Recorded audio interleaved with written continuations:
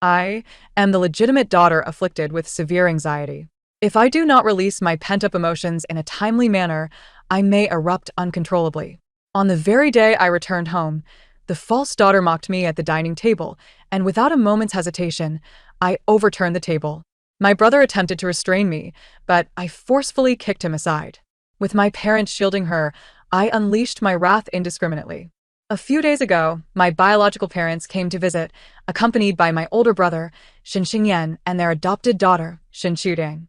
Confused, I pointed at the girl, who was of similar age to me, and inquired, "If I am your daughter, then who is she?" My biological parents appeared troubled. Yeah. Although Chutang is not related to us by blood, after more than a decade of companionship, we have long regarded her as part of the family. Can you please get along with her in the future? Shin Chutang, feeble and delicate, leaned against my brother, her eyes glistening with tears. Sister, please don't dislike me. I simply cannot bear to be away from Dad, Mom, and my brother. Ugh, what a show. I suppressed the turmoil within me and replied, then let's go. While these parents may exhibit a certain saintliness, they are at least cultured and affluent, which is certainly preferable to remaining in the care of my adoptive parents. Leaving my original home would lessen the stimuli I endure in daily life, which would be beneficial for my condition. I suffer from severe anxiety disorder. If the accumulated stimuli become overwhelming and I cannot vent them in time, I risk losing control and descending into madness, a madness potent enough to rival the strength of 8 horses. To manage my condition, I keep my emotions well concealed. As our family of 5 dined in the opulent mansion, Shin Chutang animatedly engaged in conversation, serving food to our parents and acting coy. She deliberately recounted childhood anecdotes, leaving me no opportunity to speak. Noticing my silence as I quietly ate, she grew more smug, subtly provoking me. Aya, why are you only focused on your own meal? Don't you care to serve Dad and Mom? Look at you, not saying a word. Is it that you dislike this home? Our parents work so hard outside. You cannot come home and give them the cold shoulder. Finally, Mom and Dad turned their attention to me, who had remained silent throughout. Hearing Shin Chutang's words, Shin Xingyan frowned. Aya, are you unhappy that Dad and Mom have Chutang with us? Are you throwing a tantrum on purpose? I looked up at Shin Xingyan in disbelief. Is he unwell? No, the one who is unwell is me. I forced a smile, repressing my emotions. You are overthinking it. A non-blood relative is merely staying in my home. It is not worth my anger. Upon hearing this, Shin Chutang burst into tears, clutching her heart as if she were struggling to breathe. I must have upset my sister. It's all my fault. Dad and Mom hurried to console Shin Chutang. Tang, you have done nothing wrong. I set my bowl down and leaned back against the leather chair, casting a sidelong glance at this scene, my agitation growing. I was simply trying to enjoy a quiet meal, yet they were intent on provoking me. Shin Chutang was not at fault. Was I the one in the wrong? While Mom soothed Shin Chutang, she turned to me, urging, "Yeah, please don't speak ill of your sister." When Shin Chutang saw someone defending her, she pretended to leave. Dad. Mom, I'm so sorry. I must be a burden to my sister. Dad quickly insisted that I apologize to Shin Chutang. My head throbbed with confusion, and I suddenly stood up. With a loud crash, I knocked over the bowl beside me. Grasping the shards in my hand, I felt the blood flow, attempting to use the pain to suppress my agitation. They all turned to look at me, and for a moment, the only sound was the dripping of my blood onto the floor. My parents were horrified, and Shin Xingyan rushed over to take the shards from my hand. Before he could touch me, I screamed and pushed him away. Shin Xingyan fell onto the table, sending food scattering everywhere. Why? Why must you all provoke me? I have done nothing wrong. If you want to leave, then leave. What does that have to do with me? You deliberately speak these ambiguous words to manipulate Dad and my brother, don't you? You just want to drive me away. Fine, I will do as you wish. I will leave right now. As I spoke, I began throwing nearby objects to the ground, the expensive items mingling with my blood, shattering into a mess. Shin Chutang, still with tears on her face, was too frightened to utter a word. Shin Xingyan scrambled to his feet, only to slip on the spilled soup and tumble, desperately clutching my leg. Mom, having shoved Shin Chutang aside, rushed to embrace me. Don't go. Yeah, it took me so long to find you. My emotions calmed slightly, but after my earlier outburst, my throat felt uncomfortable. I gasped for breath and attempted to speak, but could only manage a weak whisper. Just go away. Don't provoke me. With my outburst, my parents naturally prevented me from leaving, and of course, Shin Shutang did not leave either. That night, my brother Shin Xingyan knocked on my door. Is your hand feeling better? It was obvious to anyone that my hand was wrapped in thick bandages, making it quite inconvenient. I remained silent, waiting for him to reveal his true intentions. Shin Xingyan scratched his nose, his gaze slightly evasive. I won't hold today's incident against you. But Shutang is innocent. Could you please not? I slammed my fist on the table, startling Shin Xingyan. Enough, brother. I know what you are about to say. And there's no need to say it. But brother, have you considered that she has been pampered for over a decade while I, also your sister, have not received even a fraction of that care? Why can't you defend me just a little? Shin Xingyan seemed taken aback by my words, touched, and a glimmer of guilt flickered in his eyes. Before leaving, he took my hand and said we should all be a family together. Although the Shin family may lack the ability to discern tea, their intelligence is certainly intact. As the school year approached, I had just transferred from a small town to this prestigious academy and knew I would struggle academically. Mom mentioned finding me a tutor to assist with my studies. Intentionally, I linked arms with my brother Shin Xingyan in front of the false heiress Shin Shutang. Mom. There's no need to find a tutor. We already have one right here. Upon hearing this, Shin Shutang's expression soured. I fixed my gaze on her contorted face and stated clearly, let my brother tutor me. Ever since my brother became my personal tutor, my condition has improved significantly, and the frequency of my outbursts has diminished. Conversely, Shin Shutang began to deteriorate. Whenever Shin Xingyan taught me, Shin Shutang would always come to disrupt us. Initially, she would enter under the pretense of bringing fruit, chatting with Shin Xingyan to prevent him from explaining the material to me. Eventually, she joined the study sessions herself, pestering Shin Xingyan to explain math problems that I could not comprehend. After each successful disruption, she would innocently remark, "It's all my fault. I monopolized my brother for so long just to understand this question. Enough is enough." The moment I hear her insipid remarks, I cannot help but feel irritable. It is not that I seek revenge. It is merely that I must vet my frustrations, as suppressing them is detrimental to my health. One day, while my brother was explaining a crucial concept to me, Shin Shutang interjected again. "Brother, could you please help me with this problem first? I have a terrible headache." Tang. Please wait a moment. I need to finish explaining to Yaya first. Oh dear, my head hurts so much. Please help me. Shin Xingyan looked at me helplessly, and I gestured for him to continue. I'll step out for a moment. You two can talk. I left and turned left to enter Shin Shutang's room. Upon entering, I was greeted by a faint, sweet fragrance, the custom ceiling draped overhead, and walls adorned with dolls. By the bedside lay a family photo of her family of 4, a quintessential heiress's decor. What a sight, utterly displeasing and unappealing.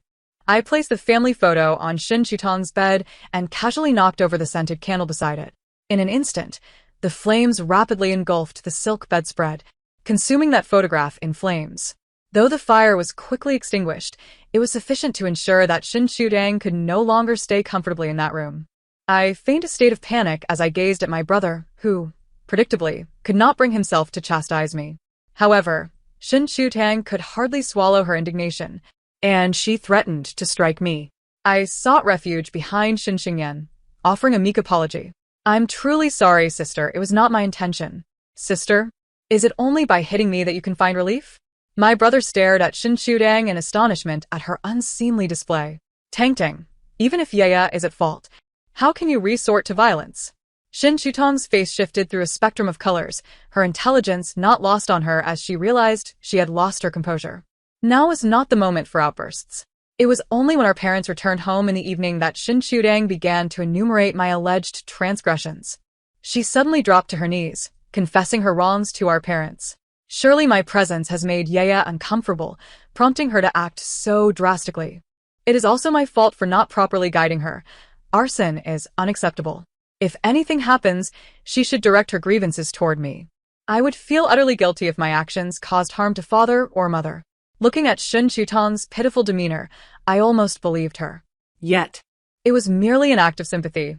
Who could not feign such? I too knelt down. Due to prolonged malnutrition, my frame appeared even frilier and more wretched than Shin Shutang's. Mom and Dad, I truly did not mean it. I was merely curious about what that candle was. Wanting to take a closer look. I have never seen anything so exquisite in my life. It is truly beautiful and fragrant. I accidentally burned myself and, unable to hold it steady, dropped the candle onto the bed. I will let my room be for sister to sleep in. I owe her that much. As I spoke, I raised my hand to show them my palm, which was reddened as if burned by the candle. Of course, it was a ruse. I had pinched my hand when Shin Chutang knelt. Shin Chutang could no longer contain herself. You're lying. Why were you even in my room? I strained to muster tears, but could only gaze at her with an expression of guilt and innocence. Indeed, the art of manipulation was a talent of its own. Shin Chutang's ability to shed tears in that moment was worthy of analysis. Yet, upon hearing my words, even if I were at fault, I was absolved. Moreover, what did I owe Shin Chutang? That room was rightfully mine. After all, I had endured far greater hardships than she over the years. My father's authoritative voice resonated. Yaya is the daughter of this family, which room is off limits to her. Clearly unaccustomed to such stern words, Shin Chutang trembled slightly, daunted into silence. At that moment, I felt a surge of relief, as if all my pent-up frustrations were released. Ever since Shin Chutang had been scolded by our father, her status within the household had diminished considerably. The butler began to favor me, showing palpable disregard for Shin Chutang. She, too, recognized that the tide of events had begun to slip from her grasp. In an effort to rectify her standing, Shin Chutang resolved to perform a piece at our mother's birthday banquet. Consequently, she practiced the piano late into the night every day. During dinner, she treated me with utmost caution, relinquishing the seat closest to our parents for me. I picked at my food, and she did not dare to reach for the dishes, her timid demeanor evoking pity, and gradually our parents restored their initial affection for her. On the day of the birthday banquet, Shin Chutang, resplendent in her gown, confidently conversed with the socialites.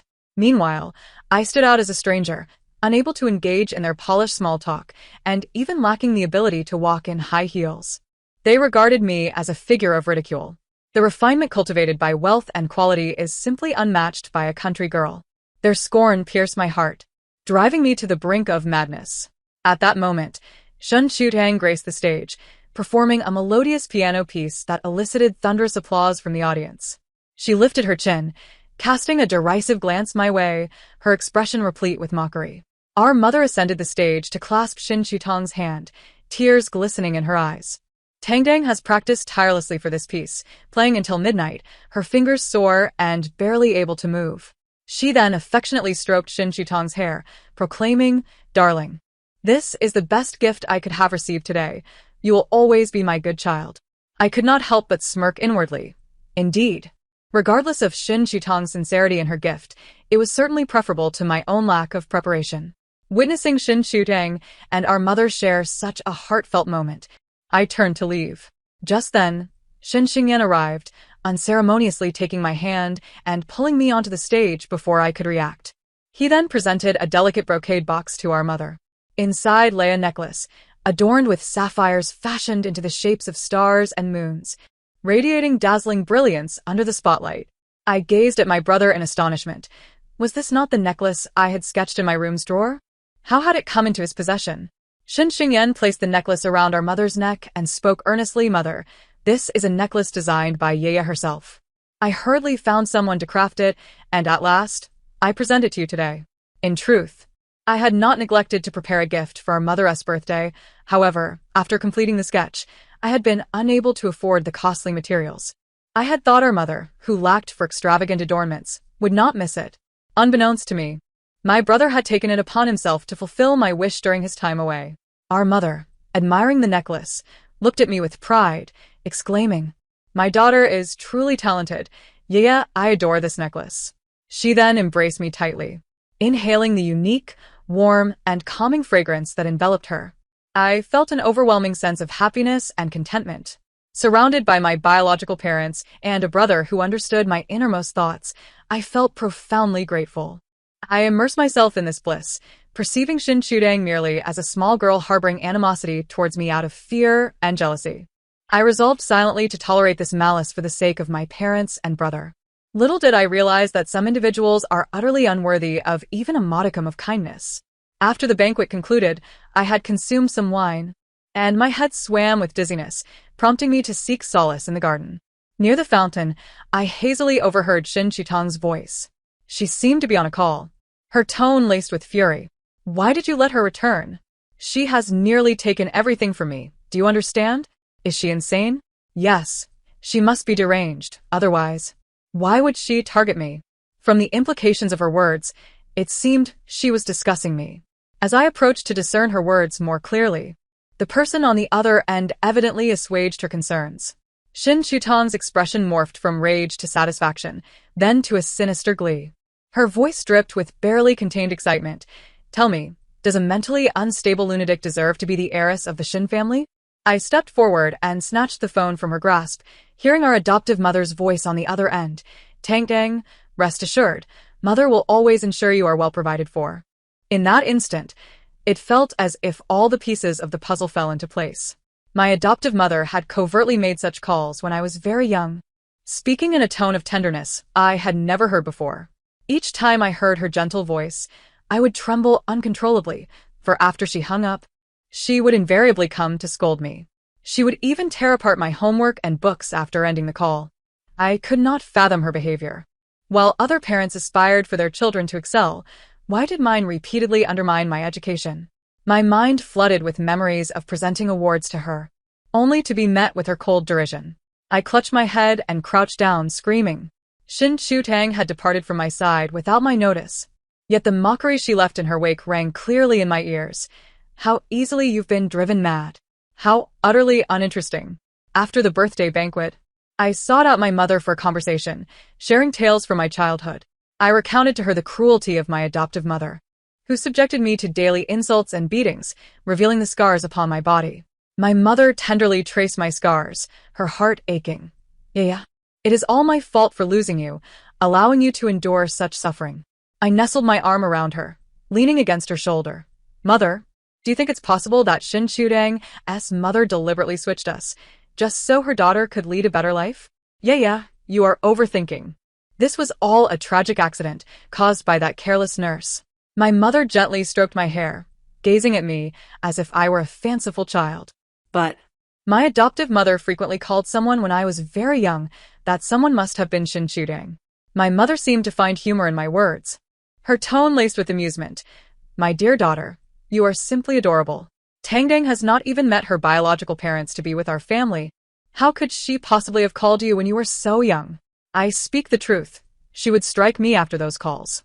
My mother's laughter faded, her demeanor turning serious. Yeah, Tangdang is a child I have watched grow since her infancy. I can assure you she has never met her biological parents. I understand that all of this has caused you immense distress, but we cannot place the blame on Tangdang. You are not the only one who has been hurt. This situation has been a significant blow to her as well. My eyes dimmed. Perhaps I have misremembered. In my mother's eyes, Shin Chutang remained the obedient and understanding daughter. Therefore, some grievances ultimately required me to address alone. I sought out the hospital where Shin Chutang and I had been born. The director welcomed me and recounted the unfolding of events in detail. When the Shin family discovered the mix-up and approached the hospital, the surveillance footage from that time was already irretrievable. The nurse responsible in the ward vehemently denied any error, claiming she had done no wrong. The hospital believed she was shirking responsibility and ultimately dismissed her. The hospital promised to assist the Shin family in finding their biological daughter, and finally, 2 months ago, they located me. My adoptive mother caused a scene in the hospital, demanding compensation. The hospital paid out twice, yet the Shin family did not claim it, leaving the entire sum in my adoptive mother's possession. The director sighed softly. In truth, that money should have been compensated by the nurse and the hospital together. But given the nurse's tragic background, we ultimately opted for humanitarian grounds and merely dismissed her. I found the situation suspicious. It seemed the nurse was being scapegoated. So I requested her contact information from the director. The nurse lived in an old, dilapidated building, the walls faded and gray, with garbage piled in the corners. She invited me into her living room, which bore a faint scent of age. The nurse smiled awkwardly at me. My father has been bedridden for quite some time. However, upon learning the purpose of my visit, her friendly demeanor vanished, and she urged me to leave, repeating, I know nothing. At that moment, I sensed there was more to the story. As she pushed me away, I tentatively asked, "How much did Li Hongmei pay you?" "I'll offer you double." The nurse paused at the mention of my adoptive mother's name. I knew I had struck a chord. I recounted the entirety of my experiences, including how I had been driven to severe anxiety by my adoptive mother's mistreatment. The nurse finally broke down in tears, covering her face. "I'm so sorry. I truly had no choice. She promised me 20,000 yuan, and I just lost my job and need to care for my father's illness." I felt utterly trapped. But I assure you, I did not switch the children. Mrs. Shun is a very kind and amicable person. I remember her well. There was a man who always lurked outside the ward. He must have been the one who switched you. No one believed me, though. I scoured my phone for a photo of my adoptive father, the man who frequently drank and abused me, whom I despised. The nurse stared at the photo for a long time, and as if a light had gone off, she exclaimed, "That's him." I patted her back. "You're being foolish. They are in cahoots. Li Hongmei caused you to lose your job, and yet you are still covering for her." In the end, the nurse penned a letter of accusation, detailing the entire sequence of events, including how Li Hongmei had bribed her. She even assisted me in recording a video and promised to testify for me should I require her assistance. As I departed, I offered her a bank card containing my pocket money, but she adamantly refused. She expressed her guilt regarding the matter and stated she could not accept my money. Regardless of her circumstances, she still considered herself an accomplice for having accepted Li Hongmei's money. As I left, I discreetly placed the bank card beneath a cushion on the sofa, along with a note containing the password. By the time I exited the complex, night had fallen. Normally, at this hour, someone would be calling me if I had not returned home. I glanced at my phone and hailed a ride home. Upon my arrival, my parents and brother were already at the dinner table. They expressed surprise at my return, and my brother inquired, "Yeah, why are you back alone? Where's Tangdang?" I frowned, uncertain of what Xin Shudang had concocted this time. Seeing my silence, my mother chimed in. "Tangdang said you invited her out for dinner. She was so happy." "How did your conversation go?" "I did not invite her. Where is she?" At that moment, my brother's phone rang, and he switched it to speaker mode, revealing Xin Shudang's cries on the other end. "Brother, please come save me."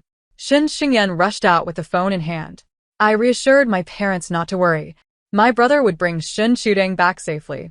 Recognizing their anxiety, I understood it was not the right time to reveal the truth about Li Hongmei's role in the child switch. Shortly thereafter, Xin Shutang was returned, disheveled and teary-eyed, immediately bursting into tears upon seeing me. "Aya, why are you here? I waited there for you, for so long." She struggled to articulate her words, her voice quivering with sobs.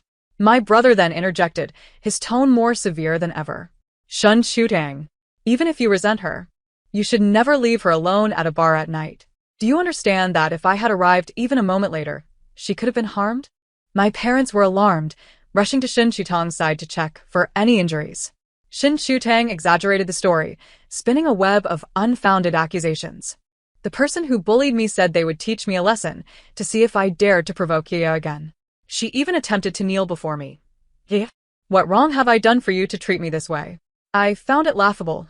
Just as I was about to question her, a slap landed across my face. My father pointed angrily at me. "How can your thoughts be so malicious? How could I have such a daughter?" I looked to my mother, whose gaze held a hint of disappointment and disdain, as if she believed it beneath me to treat a girl in such a manner. My brother supported Xin Shutang, preventing her from kneeling before me, his voice dripping with mockery. "I thought you had changed. Turns out you are merely plotting a larger scheme." The side of my face stung, and I felt tears threatening to spill. I could not cry. I did not invite her out. Nor did I seek revenge. Why can you all believe Xin Shutang, but not me? They cast cold, piercing glances at me, and a throbbing pain began to envelop my head. At that moment, my mother spoke with an air of indifference. "Tang Tang is our child. One we have raised and know intimately. She would never engage in such baseless accusations or acts of revenge." Such words were utterly unreasonable. I stared at my mother, ultimately. "You still do not believe me. She is pure and innocent, while I am inherently wicked." Tears could no longer be restrained, cascading down my cheeks as the pain in my head felt as if it would explode. They remained silent, scrutinizing me with their gazes. My hands began to tremble. Emotions teetering on the brink of chaos, my heart a tumult of irritation and anxiety. It was as if I had been transported back to the day of my first episode, thrashing violently under Li Hongmei's broom. I merely wished to live peacefully. Why must they conspire against me? Why, despite claiming to be my family, would they not trust me? Why? The emotions I had suppressed for so long finally shattered. I seized Shin Shudang by the collar, moving with such speed that they had little time to react. Gripping her tightly, I shouted at them, "It is she and her mother who have tormented me all along. Who among you has truly understood the life I have endured over these years?" I ponder daily. Why do my parents treat me this way? Now I comprehend. They do so intentionally, for the sake of her biological daughter, to ensure she can live a good life at the expense of my flesh and blood. Yet Shin Shudang, even under these circumstances, does not relent.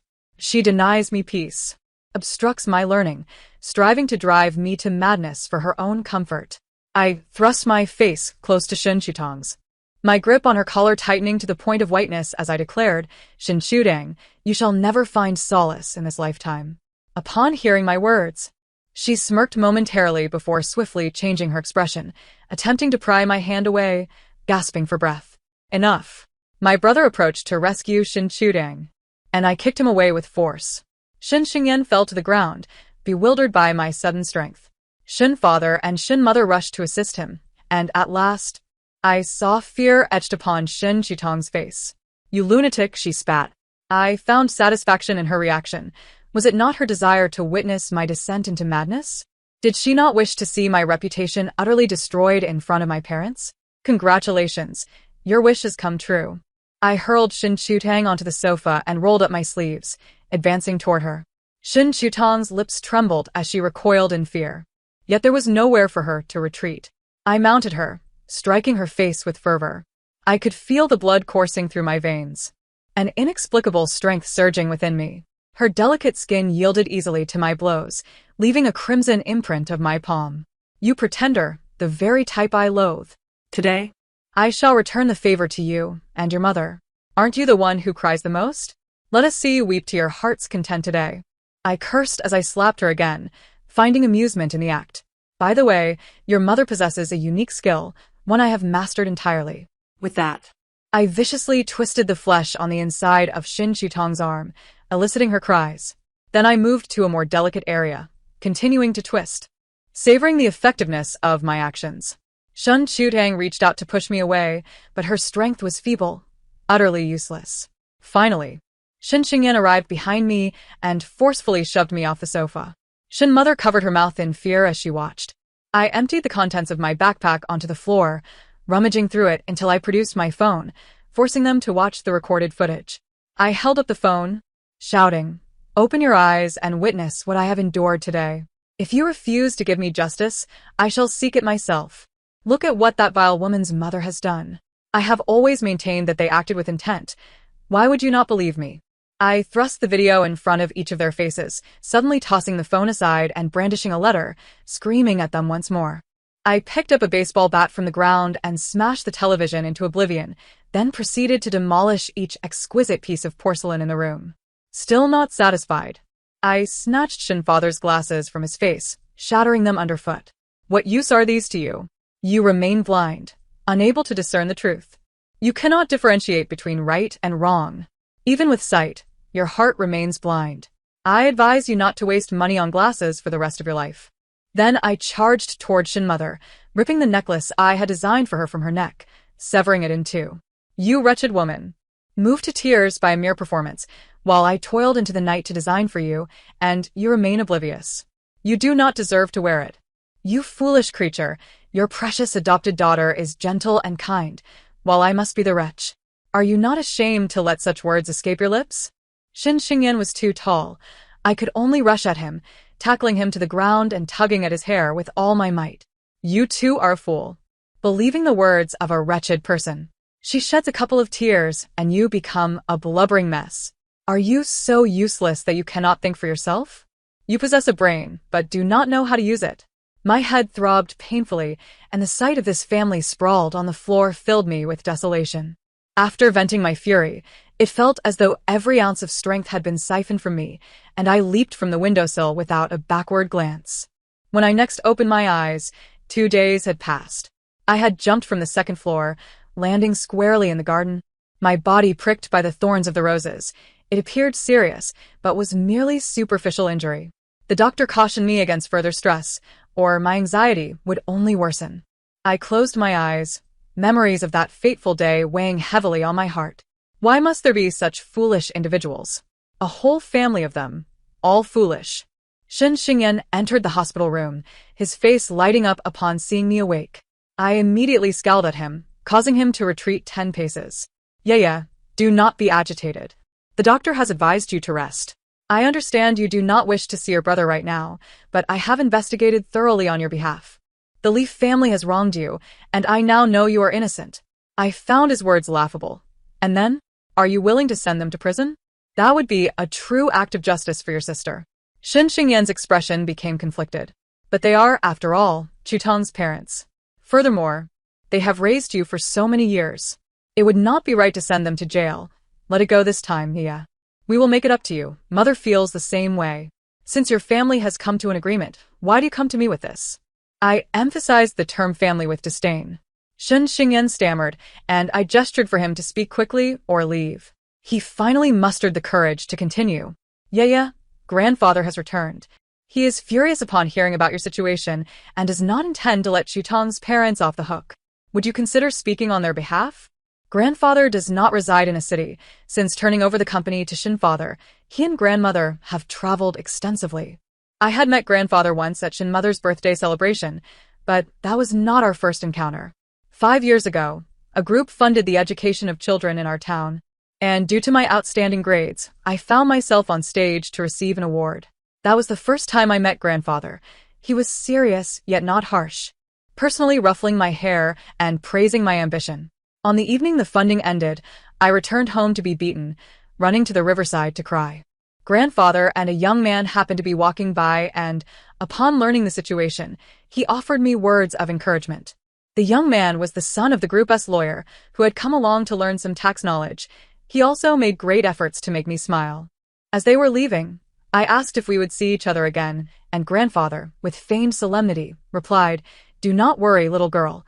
If fate allows, we shall meet again." Although 5 years have passed, I instantly recognized my grandfather, and he recognized me as well. Upon seeing me, he burst into laughter and exclaimed, "My dear girl, it seems our fates are intertwined, and quite profoundly at that." To my surprise, the young man, Pei Xian, was still by my grandfather's side. Grandfather introduced him, noting that instead of following in Uncle Pei's footsteps to study law, he had chosen economics.